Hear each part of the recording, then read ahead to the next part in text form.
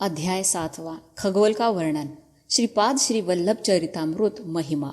सुबह ही तिरुमलदास अपने अनुष्ठान आदि पूरा करके इस तरह कहने लगे, वत्स शंकर भट्ट, श्रीपाद श्री वल्लभ के दिव्य चरित्र अश्रित, अपूर्व और अतर्क्य है। तुम पर उनका अपार अनुग्रह है, इसलिए उनका चरित्र ग्रंथस्थ करने का भाग्य तुम्हें मिला है। श्रीपाद एक ही समय में कई प्रदेशों में दर्शन देते हैं। मरणावस्था से बाहर आने के बाद नरसावधानुलु की आकर्षण शक्ति कम हुई। पहले वो ध्यान में बैठकर किसी व्यक्ति के बारे में सोचते तो वो व्यक्ति भले ही कितने दूर पर क्यों न हो, वहां से रवाना होकर उनके पास अवश्य आता था। अब उनमें वो शक्ति नहीं रही। पहले जो उनसे डरते थे, उनकी तारीफों का पुल बांधते थे, अब वे बिल्कुल ना डरते थे और ना इज्जत देते थे। भला बुला कहकर उन्हें दुख पहुंचाते थे।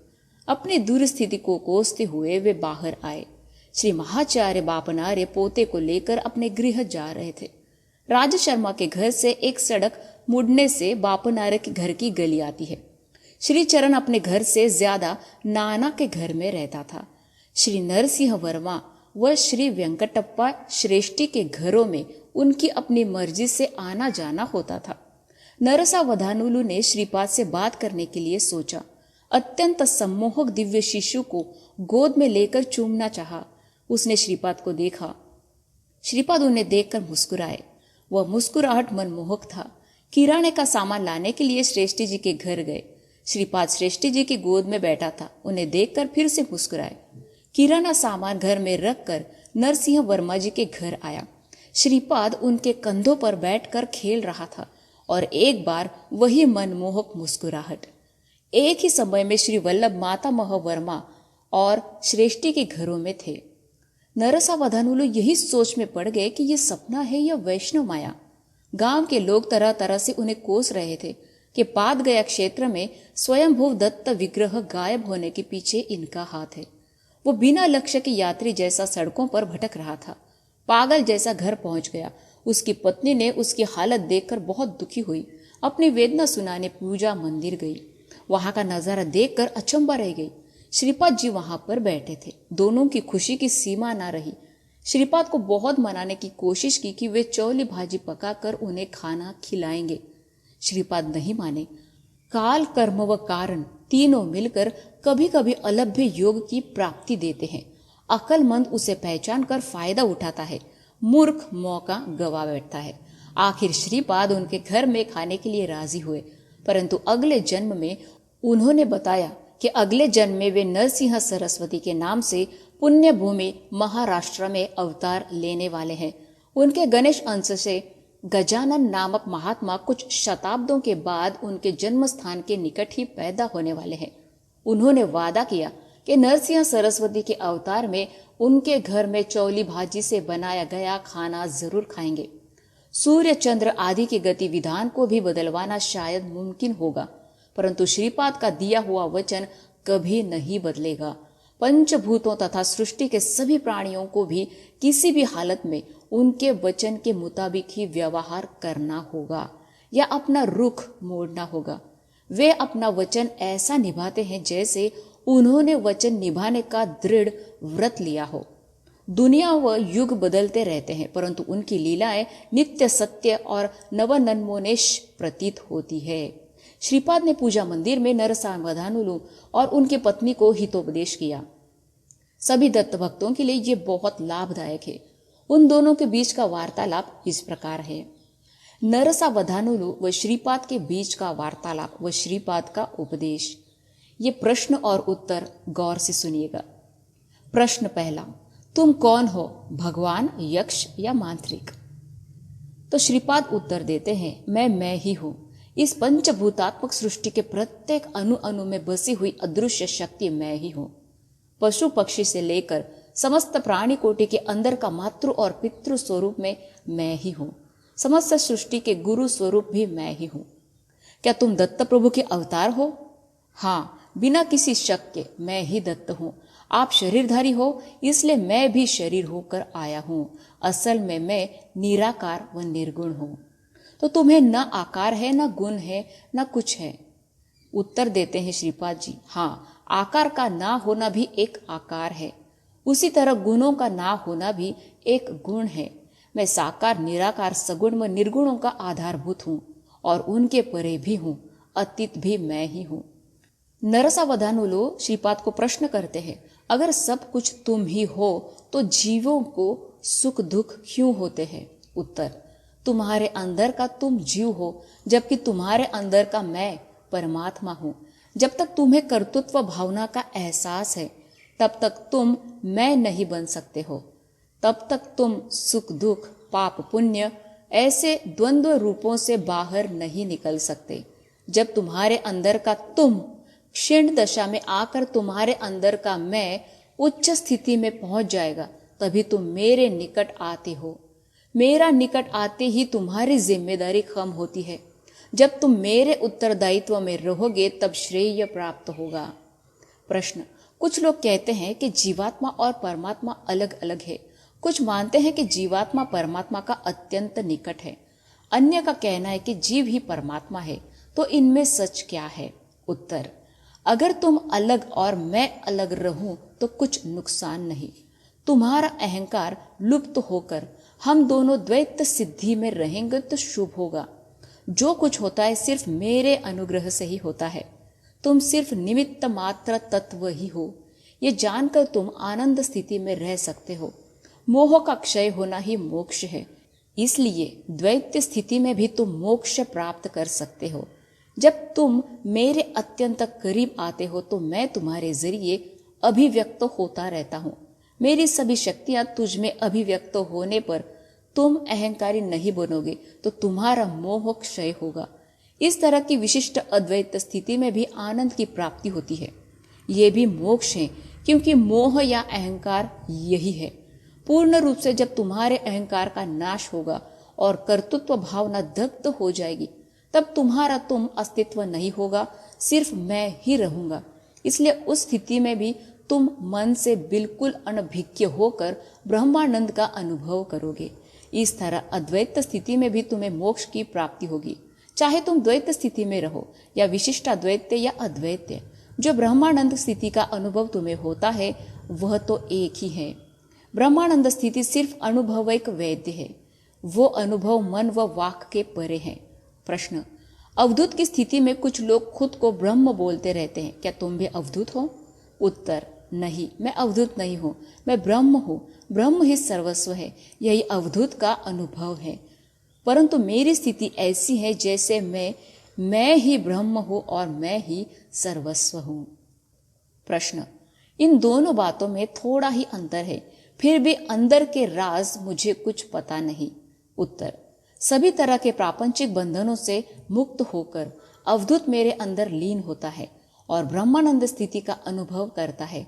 इस सृष्टि के महासंकल्प में महाशक्ति में मैं ही हूँ। जीव नामक महाशक्ति रूप भी मैं ही हूँ।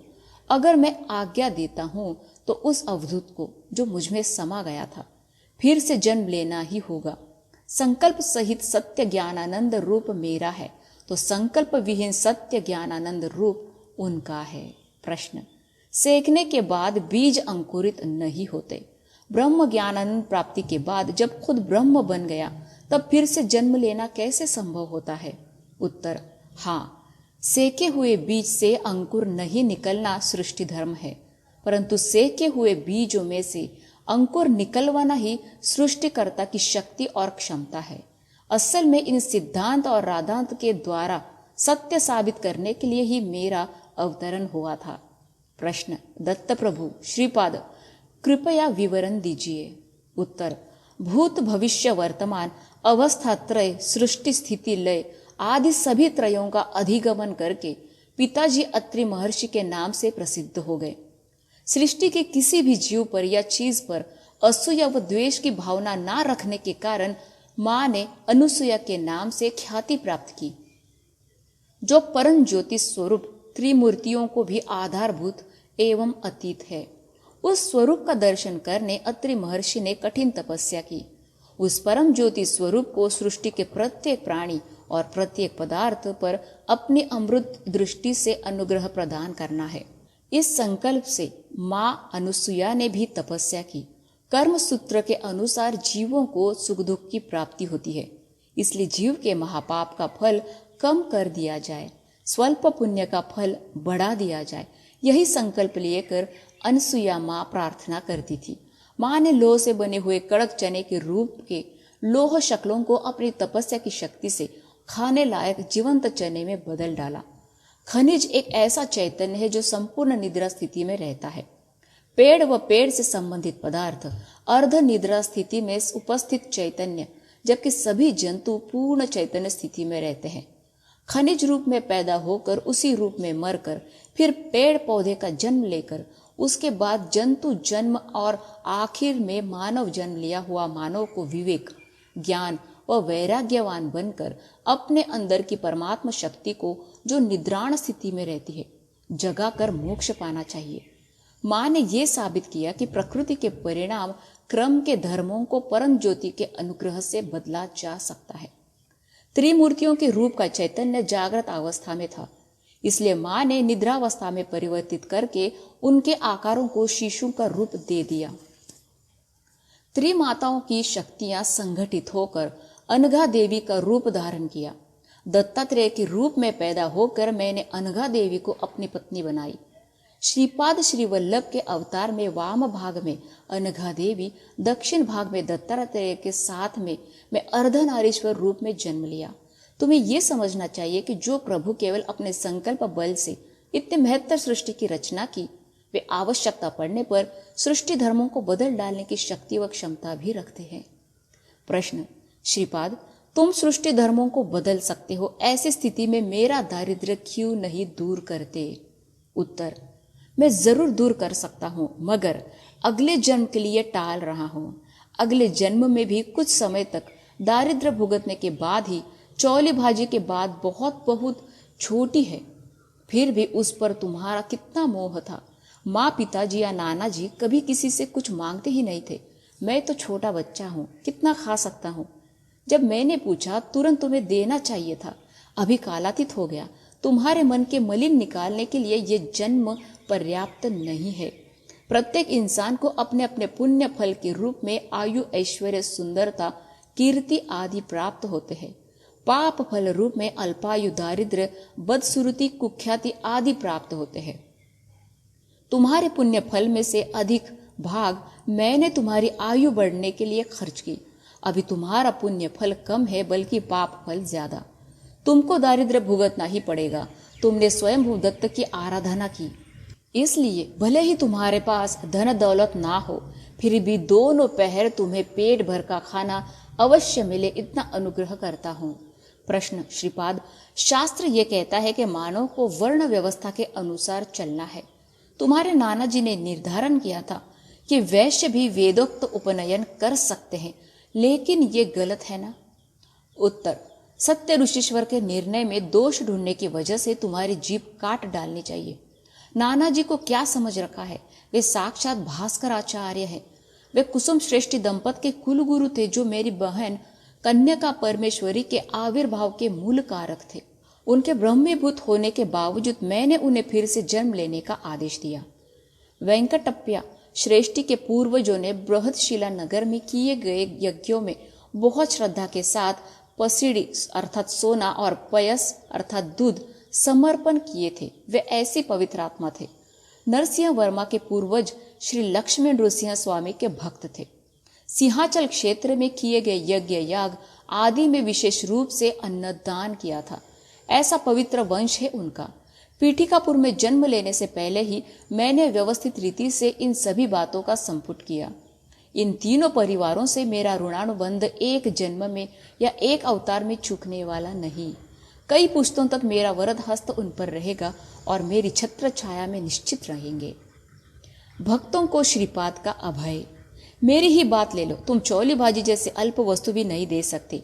यदि मैंने भोजन किया हुआ होता तो लाखों ब्राह्मणों को खिलाने से जितना पुण्य मिलता था, उतना पुण्य तुम्हें प्राप्त हुआ होता। तुमने महान भाग्य गवा बैठा। जब धर्म व अधर्म का प्रश्न उठता है, तब शास्त्र के शरण में जाना है। मगर शास्त्रों में जो बताया गया वो आचरणीय है या नहीं, ऐसी दुविधा में निर्मला अंतकरण के लोग जो निर्णय लेते हैं, वही शास्त्र बन जाता है, वही वेद होता है। उनकी बात धर्म सम्मत होती है। वे अधर्म की तरफ वकालत करना चाहे तो भी धर्म देवता उन्हें बुरे रास्ते पर चलने नहीं देती और सही फैसला सुनाती है। तुम्हारा शास्त्र यह कहता है कि हिंसा करना पाप है। श्री कृष्ण परमात्मा के आगे जो युद्ध हुआ था वो धर्म युद्ध कहलाया गया। कौरव पांडवों का संग्राम धर्म युद्ध के रूप में और वो प्रदेश धर्म क्षेत्र के रूप में इतिहास में प्रसिद्ध हुआ कि नहीं? हाँ, यज्ञ पुण्य फल प्रदान करता है, लेकिन परमात्मा स्वरूप शिवजी को निमंत्रण दिए बगैर दक्ष ने जो यज्ञ किया था वो अंत में युद्ध में बदल गया। दक्ष का सर कट गया, उसे बकरे का सर रखा गया। जब रोगी को पैत्य प्रकोप होता है तो वैद्य नींबू आंवला आदि से चिकित्सा करता है। शरीर का भाग सड़ जाता है तो वह चाकू से काटकर चिकित्सा करते हैं। मैं भी ऐसा ही हूँ। मुझसे सिर्फ देवांश है नहीं बल्कि राक्षस अंश भी है। मैं उन्मत्त पिशाच व राक्षस की भांति भी व्यवहार करता हूँ, फिर भी मेरे अंतर्गत जीवों के प्रति प्रेम ओत प्रोत रहता है। आपके स्वभाव तथा आपके कर्मों के शुभाशुभ फल के अनुसार मेरा व्यवहार रहता है। जो भक्त सर्वस्व शरणागति में आते हैं मैं उनके हाथ कभी नहीं छोड़ता। दूर प्रदेशों में रहने वाले अपने भक्तों को भी मैं जबरदस्ती अपने क्षेत्रों में लाता हूँ। ऋषि व नदी के मूल के बारे में कदापि चर्चा नहीं करनी चाहिए। आद्य पराशक्ति कन्या का परमेश्वरी ने वैश्य कुल में उद्भव हुआ। सिद्ध मुनियों में वैश्य मुनि नहीं है क्या? ब्रह्म क्षत्रिय वैश्य ही नहीं बल्कि शूद्र भी यदि नियम निष्ठाओं का सही पालन करे तो वेदक तो उपनयन के लिए लायक बन जाता है। उपनयन से तीसरी आंखें खुलनी चाहिए और अंतःकरण परिशुद्ध होकर ब्रह्म ज्ञान पर लगन होना चाहिए। तुम्हारा मन पूर्ण रूप से शाक ज्ञान में विलीन है। ब्रह्म को कोई दुकान में बिकने वाली चीज समझ रखा है क्या? इस जन्म में जो ब्राह्मण है वो अगले जन्म में चांडाल पैदा हो सकते हैं। इस जन्म में जो चांडाल है वो अगले जन्म में ब्राह्मण पैदा हो सकते हैं। ये राज जान लो कि ब्रह्म पदार्थ ज्ञात मत देश काल आदि के परे हैं। भगवान बाह्य प्रिय नहीं है बल्कि भाव प्रिय है। तुम्हारे भाव के अनुसार ही भगवान अपना काम करता है। ब्रह्म ज्ञान संबंधी बातें चली तो मैं ब्राह्मण हूँ। जब दरबार में बैठकर भक्तों के कुशल समाचार पूछता हुआ अनुग्रह प्रदान करता हूँ तब मैं क्षत्रिय हूँ। अपने अपने पाप कर्मों के हिसाब से ही हर एक जीव के दरें तय करता हूँ। प्रत्येक प्राणी का वेतन मेरे पास है। तोल मोल कर किसे कितना देना है यह हिसाब करने के समय मैं वैश्य हूँ। भक्तों की मुसीबतें तकलीफें अपने शरीर पर लेकर उन्हें सुख शांति देकर जब सेवा धर्म निभाता हूँ तब मैं शूद्र हूँ।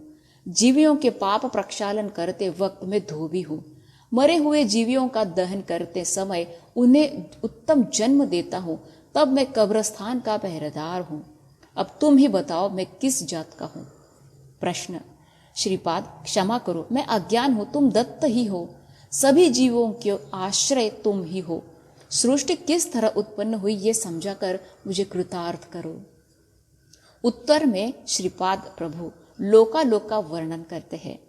दादा, स्वर्ग में 88,000 गृहस्थ मुनि रहते हैं। वे पुनरावृत्ति धर्म वाले हैं। फिर से धर्म प्रचार करने के लिए बीजभूत स्थिति में उपस्थित रहते हैं। परमात्मा की अनिर्वाच्य शक्ति से एक छोटा सा अंश ने ब्रह्म का रूप लिया ताकि जगत की सृष्टि कर सके। परमात्मा से उद्भव हुआ जल क्रमशः सभी जगहों पर व्याप्त हुआ था। परमात्मा की कांति से उस जल में कई करोड़ों स्वर्णमय अंड उत्पन्न हुए। उन अंडों में ब्रह्मांड एक है जिस पर हम रहते हैं। अंड का भीतरी भाग अंधकार से भरा हुआ तो परमेश्वर की कांति रूप धारण कर अनिरुद्ध के नाम से प्रख्यात हुआ। उस अंड को अपनी तेज महिमा से प्रकाशित किया जिससे उन्हें हिरण्यगर्भ, सूर्य, सविता, परम ज्योति आदि नामों से वेदों में उल्लेखन किया गया। त्रेता युग में पीठिकापुर में भरद्वाज ऋषि ने सवित्र काठक चयन किया था। कई करोड़ ब्रह्मांडों में विकिरणित हुई दत्त प्रभु की कांति को उद्देश्य में रखकर सवित्र काठक चयन किया गया। सत्यलोक में निरामय स्थान नामक उचित स्थान है। त्रिखंड सोपान में वसु, रुद्र, आदित्य नामों से बुलाए जाने वाले पितृदेवताएं रहते हैं। ये निरामय स्थान के संरक्षक है। कारण ब्रह्मांड लोक चतुर्मुख ब्रह्म का निवास स्थान है। उसके ऊपर श्रीनगर है जो आदि विद्या स्थान व मूल प्रकृति स्थान नामों से प्रसिद्ध है। उसके ऊपर महाकैलाश और उसके ऊपर कारण वैकुंठ विद्यमान है। सत्यलोक में पुराणपुर विद्याधरों का निवास स्थान है। तपोलोक के अंजनावतीपुर में साध्य रहते हैं। जनलोक के अंबावतीपुर में सनक सनंदनादि ऋषियां रहते हैं। महरलोक के ज्योतिष्मतीपुर में सिद्ध आदि रहते हैं। सुवरलोक नामक स्वर्गलोक के अमरावतीपुर में देवेंद्र आदि देवताएं रहते हैं। भूवरलोक खगोल में संबंधित ग्रह नक्षत्र आदि का निवास स्थान है। इस भूवरलोक के रंधतटपुर में विश्वकर्मा नाम देव शिल्पी रहते हैं। दादा, भूलोक में 2 भाग है जहाँ मानव रहते हैं, उसे भूगोल कहते हैं। इसके अलावा दूसरा है महाभूमि। ये भूगोल से 5 करोड़ ब्रह्मांड योजनों की दूरी पर दक्षिण दिशा में उपस्थित है। मर्त्यलोक का मतलब भूलोक एवं भूवरलोक। इसमें महाभूमि भी सम्मिलित है। अतल, वितल, सुतल, रसातल, तलातल, महातल आदि को पाताल लोक कहते हैं। स्थूल रूप से इन्हें स्वर्ग, मर्त्य, पाताल लोक कहते हैं।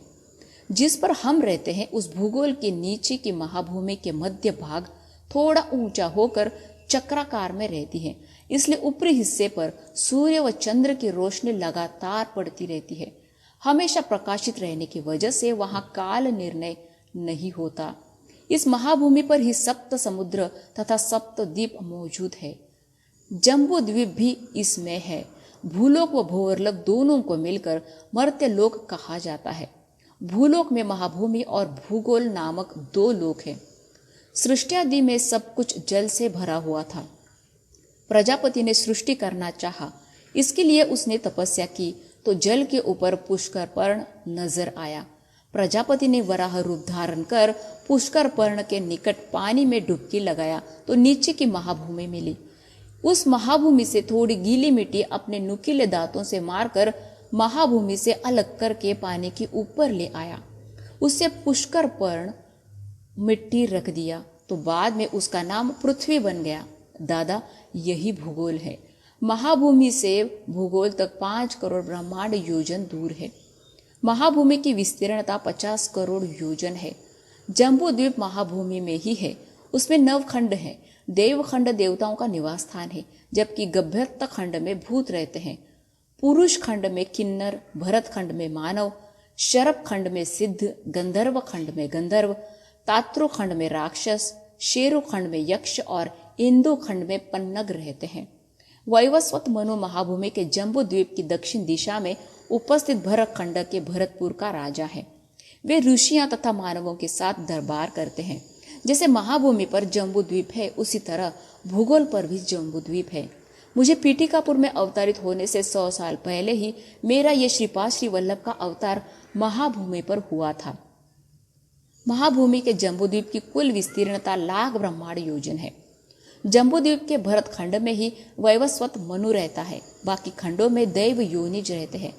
महाभूमि के जम्बूद्वीप में शीतोष्ण अधिक ना होकर साधारण होने के कारण वह सुहावना लगता है। वर्ष ऋतु की धूप जैसा धूप होता है, लेकिन दिन और रात ऐसा कोई अंतर नहीं होता। महाभूमि के जम्बूद्वीप की विस्तीर्णता लाख योजन है।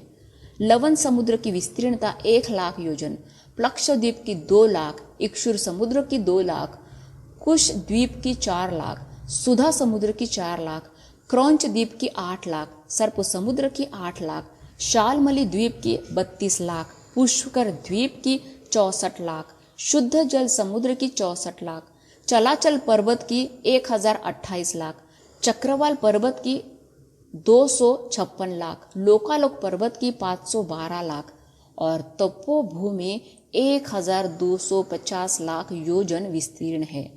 इसलिए लोकालोक पर्वत एवं अंडभित्ति के बीच का प्रदेश हमेशा अंधकार से भरा हुआ होता है। वराह तथा नरसिंह अवतार ऐसे हैं जिनके लिए भूमि की विस्तीर्णता कम पड़ती है। वारा का मतलब शुकर नहीं बल्कि एक बड़ा नुकीला दांत वाला खड़ग मृग है। द्वीप, द्वीपाधिपति और द्वीपाधिदेवताओं का विवरण। स्वयंभू मनु महाभूमि के जम्बूद्वीप का प्रथम सम्राट थे। उनके 7 पुत्र 7 द्वीप के अधिपति थे। 1. जम्बूद्वीप का अधिपति अग्निन्द्र। 2. प्लक्षाद्वीप का प्रथम सम्राट मेधातिथि। 3. वपुष्मान शाल्म द्वीप का, चौथा ज्योतिष्मान कुश द्वीप का और द्युतिमान क्रौंच द्वीप का, छठा भव्य शाक द्वीप का और सातवां सत्य पुष्कर द्वीप का सम्राट थे। आर्यक, कुरर, विंदक, भाविन, प्लक्ष द्वीप के चातुवर्ण थे। चंद्राकृति का विष्णु उनके आराध्य देव थे। कपिल वर्ण चारणक, पीत कृष्ण वर्ण शालमल द्वीप के 4 वर्ण थे। विष्णु उनके आराध्य देव थे। दंभी, शुष्मिन, स्नेह, मंदेह कुश द्वीप के 4 वर्ण थे। ब्रह्म उनके आराध्य देव थे। पुष्कर, पुष्कल, धन्य, पिष्य, क्रौंच द्वीप के 4 वर्ण थे। रुद्र उनके आराध्य देव थे। मंग, मागध, मानस, मंद शाक द्वीप के 4 वर्ण थे। सूर्य उनके आराध्य देव थे। पुष्कर द्वीप के चातुर्वर्ण नहीं है। सभी देवताओं की तरह रोग शोक आदि के बिना खुशी खुशी रहते हैं। उनके आराध्य देव ब्रह्म थे। अपने भूगोल के जम्बू द्वीप में भारतवर्ष, किम पुरुष वर्ष, हरिवर्ष, केतुमाल वर्ष, इलावृत्त वर्ष, भद्राश्व वर्ष, रम्यक वर्ष, हिरण्यक वर्ष और कुरु वर्ष आदि है। दादाजी, जैसा महाभूमि में खंड विभागों के साथ जम्बू द्वीप है, उसी तरह भूगोल में भी जम्बू द्वीप है जिसमें वर्ष विभाग है। महाभूमि गोलाकार में होता है। बीच का भाग कछुए की पीठ की हड्डी की तरह होता है। यही भूमंडल के नाम से जाना जाता है। मगर भूगोल तो नींबू जैसा है। महाभूमि मेरु रेखा को लपेटकर ब्रह्मांड की अंड भित्ति तक फैली हुई है। भूगोल तो ज्योतिष चक्र सम मध्य में उपस्थित है। महाभूमि के बीच की मेरु रेखा को लपेटकर जम्बू द्वीप है। उसे लपेटकर सप्त समुद्र द्वीप आदि है। भूगोल के उत्तरार्थ गोल को देवभाग और दक्षिणार्थ गोल को असुर भाग कहते हैं। महाभूमि के सम मध्य प्रदेश में मेरु दिव्य कांति से चमकता रहता है। यह मानवों का निवास स्थान है जो जीवों पर अनुशासन करते हैं। भूगोल उन जीवों का स्थान है जो अनुशासित किए जाते हैं। महाभूमि के चारों ओर चक्रवाल पर्वत है जिस पर ज्योतिष चक्र रखा गया था, परंतु भूगोल इसका विरुद्ध है। सप्त कक्षा वृत्त ज्योतिष चक्र प्रत्येक दिन इसकी परिक्रमा करता है। महाभूमि पर शीतवात और आतप कर मात्रा में होते हैं। लगातार दिन ही होता है। अंधकार बिल्कुल नहीं होता। इससे वहां काल व्यत्यय नहीं होता। भूगोल में इसका विरुद्ध होता है। कोई भी मानव अपने पुण्य बल पर महाभूमि तक पहुंच पाता है। इसे स्थूल शरीर से नहीं देख सकते। भूगोल पुण्य कमाने के लिए उचित कर्म भूमि है। स्थूल शरीरधारी यहाँ रहते हैं। महाभूमि पर मनु प्रलय के अतिरिक्त छोटे मोटे प्रलय नहीं होते। भूगोल पर युग प्रलय, महायुग प्रलय और मनु प्रलय होते रहते हैं। महाभूमि धात्री, विधात्री के नामों से भी जाना जाता है। भूगोल का अन्य नाम है मही, उर्वी, क्षिति, पृथ्वी, भूमि आदि। दादाजी, पाताल लोक के बारे में बताता हूँ, सुनो। अतल में पिशाचगण, वितल में गुह्यक, सुतल में राक्षस, रसातल में भूत, तलातल में यक्ष, महातल में पितृ देवता व पाताल में पन्नग रहते हैं। लोक निवासी लोकाधिपति व खंडों का विवरण। वितल में कुंवर नव विधियों का अधिपति रहते हैं जो ब्रह्मांड का कोशाधिपति है। वे उत्तर दिशा के अधिपति भी है। वितल के अलकापुरी में वे रहते हैं। वही वितल में मेरु की पश्चिम दिशा में योगिनीपुर है जिसमें मय रहता है। यह राक्षसों का शिल्पकार है। इन्हीं ने त्रिपुरासुरों के लिए आकाश में बहुत ऊंचाई तक उड़ने वाले त्रिपुरों का निर्माण किया। सुतल के वैवस्वतपुर पर यम धर्मराज राज करता है। यह दक्षिण दिशा का अधिपति। इस पुर के प्रवेश स्थल के पास अग्निहोत्र जैसा नदी है।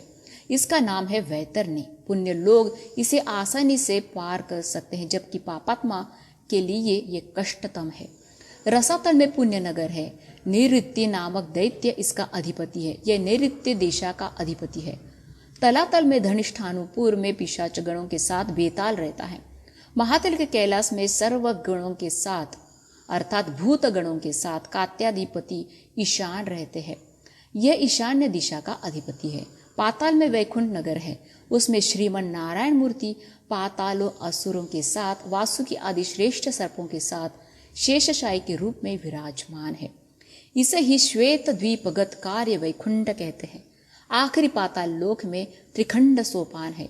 प्रथम खंड में अनंग जीवी, दूसरे खंड में प्रेतगण रहते हैं, तीसरे खंड में यातना देह प्राप्त किए हुए जीवी रहते हैं जो बहुत दुखी हैं। सप्त समुद्र व सप्त द्वीप महाभूमि में है। महाभूमि के मध्य भाग में जम्बू द्वीप है। यह 9 खंडों में बांटा गया। दक्षिण दिशा में स्थित खंड भरत खंड कहलाता है। इसे भरतपुर में स्वयंभू मनु रहता है। कई पुण्य जीवी तथा ऋषिगण स्वयंभू मनु के पालन में रहते हैं। वे लोगों पर शासन करने के जरिए धर्माधर्म का पालन करते हैं। महाभूमि के ऊपर के सप्त द्वीपों का लपेट कर चराचर चक्रवाल व लोकालोक पर्वत जो स्वर्ग लोक तक फैले हुए हैं, ये रत्ती भर भी रोशनी अपने जरिए विकीर्ण नहीं करने वाली परतें हैं। श्लोक जिसे भोजनानंतर बोलना चाहिए। महाभूमि के नीचे 7 अधोलोक है, इन्हें सप्त पाताल कहते हैं। अतल लोक पिशाचों का निवास स्थान है। वितल लोक के अलकापुरी में कुबेर रहता है। वितल लोक के योगिनीपुर में राक्षसों के साथ मय रहता है। सुतल में बलि चक्रवर्ती अपने परिजनों राक्षस के साथ रहता है। वैवस्वतपुर में यमधर्मराज रहता है। इसके नरक आदि में पाप जीवी बहुत ज्यादा कष्ट अनुभव करते रहते हैं। रसातल के पुण्यपुर नैऋत्य स्थान है, इसमें भूतादि वर्ग रहते हैं। तलातल के धनिष्ठापुर में बेताल रहते हैं। तलातल के कैलाशपुर में रुद्रदेव रहते हैं। महातल पितृ देवताओं का निवास स्थान है। पाताल में श्रेष्ठ दीप वैकुंठ है, इसमें नारायण रहते हैं। मेरु के निचले भाग में अनंग जीवी प्रेतगण एवं यातना देह वाले रहते हैं। नीरालंब सूची के अग्रस्थान में महापातक रहते हैं। भोजन के बाद रौरवे अपुण्य निलये पद्मार्बुद निवासी नाम अर्थीनाम उदकम दत्तम अक्षयम उपतिष्ठति। श्लोक पढ़कर उत्तरापोषण में उदक प्रदान इन्हीं को ही दिया जाता है। लोकों के नाम, उनकी विस्तीर्णता। ये अच्छी तरह समझो कि भूगोल और महाभूमि दोनों अलग अलग हैं। भूगोल बिंदु के ऊपरी तल में ऊर्ध्व ध्रुव स्थान तक के प्रदेश में मेरु रेखा में प्रकाशित होने वाला लोक सूर्य लोक है, जहाँ सूर्य देवता रहते हैं। बल्कि ये सूर्य ग्रह मंडल कदापि नहीं। इस तरह चंद्र लोक, अंगारक लोक, बुध लोक, गुरु लोक, शुक्र लोक, शनैश्चर लोक, राशि आदि देवता लोक, सप्तर्षि लोक, ऊर्ध्व ध्रुव लोक भी है। इनके अलावा कई अवान्तर लोक भी हैं। भूमध्य बिंदु से सूर्य लोक 1,00,000 ब्रह्मांड योजन दूरी पर है। ये सूर्य का लोक है जो सूर्य ग्रह का आदि देवता है। भूमध्य बिंदु से चंद्र 2,00,000 ब्रह्मांड योजन दूरी पर, अंगारक लोक 3,00,000 ब्रह्मांड योजन दूरी पर, बुध लोक 5,00,000 ब्रह्मांड योजन दूरी पर, गुरु लोक 7,00,000 ब्रह्मांड योजन दूरी पर, शुक्र लोक 9,00,000 ब्रह्मांड योजन दूरी पर, शनि लोक 11,00,000 ब्रह्मांड योजन दूरी पर, राष्ट्राधिदेवता लोक 12,00,000, नक्षत्र देवता लोक 13,00,000, सप्तर्षि लोक 14,00,000, ध्रुव लोक 15,00,000 ब्रह्मांड योजन दूरी पर है। इसी तरह भूमध्य बिंदु से भिन्न भिन्न दूरियां पर स्वर्ग, महरलोक, जनलोक, तपोलोक, सत्यलोक उपस्थित है। भूमध्य बिंदु से ब्रह्मांड को लपाटी हुई दीवार अर्थात अंड भित्ति तक की दूरी 24 करोड़ 50 लाख ब्रह्मांड योजन है। भूमध्य बिंदु से अंड भित्ति के बाहर तक 25 करोड़ 50 लाख ब्रह्मांड योजन दूर है। प्रलय काल में भूलोक, भूवरलोक व सुवरलोक नाश हो जाते हैं। सुवरलोक के ऊपर उपस्थित महरलोक आधा नष्ट हो जाता है, आधा रह जाता है। उसके ऊपर के जनलोक, तपोलोक, सत्यलोक ब्रह्म के जीवन अंत होने के बाद ही नष्ट होते हैं। सुवरलोक, महरलोक, जनरलोक, सत्यलोक एवं अंडा भित्ति तक के प्रदेश को स्वर्ग लोक कहते हैं। दत्त कौन है? दत्त तत्व को पहचानने के लिए कई लाखों जन्म लेना होगा। जो महातेजो पुंज सारे अखिलांड कोटि ब्रह्मांड ही नहीं बल्कि उससे ऊपर भी व्याप्त हुआ ही वो दत्त है। तुम्हारे सामने खड़ा हुआ ये श्रीपाद साक्षात दत्त प्रभु ही है। यह सुनकर नरसावधानुलो और उनकी पत्नी दंग रह गए। 1 साल का छोटा लड़का इतने महत्तर विषय साधिकार पूर्वक कहना और खुद को दत्त प्रभु बताना सुनकर वे दोनों भाव विभोर होकर बिलक बिलक कर रोने लगे। वे कम से कम उस दिव्य शिशु के चरण छूना चाहते थे, लेकिन श्रीपाद ने साफ इनकार किया और वे दंपति अपनी जगह में थोड़ा भी हिल ना सके। श्रीपाद और बताने लगे, मैं दत्त हूँ, पूरे ब्रह्मांड में फैला हुआ एकमात्र तत्व मैं ही हूँ। दिशाओं को ही अपना अंबर बना रहा हूँ, दिगंबर हूँ। त्रिकरण शुद्धि के साथ जो लोग दत्त दिगंबरा दिगंबरा, श्रीपाद वल्लभ दिगंबरा, नृसिंह सरस्वती दिगंबरा आदि कीर्तन करते हैं, उस जगह मैं सूक्ष्म रूप में रहता हूँ। दूसरे प्रांतों से आकर पाद गया क्षेत्र में श्राद्ध आदि कर्म करने वालों को मेरे मातामह बाप नारे उचित भोजन का प्रबंध कर रहे थे, तो तुमने उन्हें यह कहकर धिक्कारा कि तुम्हारा स्वयंभू दत्त कहाँ है, ओझल हो गया है क्या? दत्त मैं ही हूँ। जो कोई भी उस पवित्र गृह में ठहरते हैं जहाँ मैंने जन्म लिया, तो वो पवित्र हो जाते हैं। उनके पितृ देवताओं को पुण्य लोक की प्राप्ति होती है। जो जीवित है सिर्फ उनका ही नहीं बल्कि मरे हुए जीवों का भी योगक्षेम देखने वाला प्रभु मैं ही हूँ। मेरे लिए जन्म व मरण दोनों समान है। तुम ये सोचकर चिंतित हो कि स्वयंभू दत्त की सेवा का फल यही है क्या? व्याकुल मत होना, तुम पर जो इल्जाम लगा है वो शीघ्र मिटने वाला है। स्वयंभू दत्त विग्रह मिलेगा, फिर से उनकी प्रतिष्ठा की जाएगी। मैंने तुम्हें आयु दी, इसे व्यर्थ नहीं गवा देना। दत्त के ध्यान में रहो, अगले जन्म में अवश्य मेरा अनुग्रह प्राप्त होगा, ये मेरा वादा है। इस जन्म में मेरी पादुकाएं तुम छू सके इतना पुण्य तो तुमने किया ही नहीं। इस ब्रह्मांड के सृजन रक्षण लय करने वाला प्रभु, मैं अपने वरद हस्त से तुम्हें आशीर्वाद देता हूँ। इसके बाद भयंकर आवाज के साथ श्री चरण के शरीर के अणु और परमाणु विघटन हो गए और वे ओझल हो गए। वत्स शंकर भट्ट श्रीपाद ने खुद अपने नाम के साथ दिगंबर नाम जोड़ने के पीछे के राज इस तरह बताए। उनका निराकार तत्व कैसे साकार रूप धारण किया, ये बात हमारी कल्पना के परे है। छोटे शिशु के रूप में जगत प्रभु ने जो लीलाएं दिखाए, उनकी सीमा कहाँ। 7वां अध्याय समाप्त। जय श्रीपाद वल्लभ की जय हो। धन्यवाद।